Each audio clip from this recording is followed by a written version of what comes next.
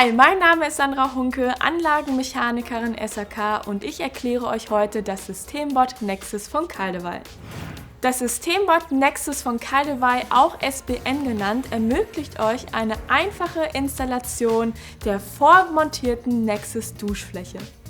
Die Füße des SBN lassen sich ganz einfach hier oben auf Waage und auf Höhe verstellen. Natürlich sind die Füße, wie alle Produkte bei Caldawai, schallgedämmt. Vergesst später nicht, die Muttern zu kontern, das ist ganz wichtig.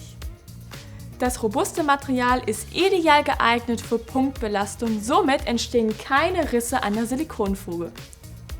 Ganz wichtig bei der Estrichaussparung ist, dass sie 20 mm größer ist als das Board. Als nächstes bringt ihr den Abfluss auf Position, dreht die restlichen Füße runter und zu guter Letzt bringt ihr außen an Bord das Schallschutzband an. Jetzt habe ich noch ein paar Tipps für euch, wenn ihr das Board hinlegt. Fangt erstmal mit den Außenfüßen an, die bringt ihr auf Höhe und Waage und die restlichen Füße zieht ihr einfach nur nach, so dass sie aufliegen. Deswegen ist es ganz wichtig, keinen Akkuschrauber zu benutzen, damit habt ihr kein Gefühl.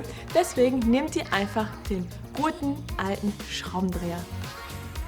Hier habe ich noch einen weiteren Tipp für euch. Falls Leitungen im Weg liegen sollten, ist das überhaupt gar kein Thema. Ihr könnt die Füße mit 2 Schrauben lösen, nehmt einen 12er Bohrer, bohrt durch das Board durch und positioniert euch die Füße da, wo ihr sie braucht. Wichtig dabei ist aber, dass ihr die Füße nicht zu weit auseinander macht, damit ihr nicht die Stabilität verliert.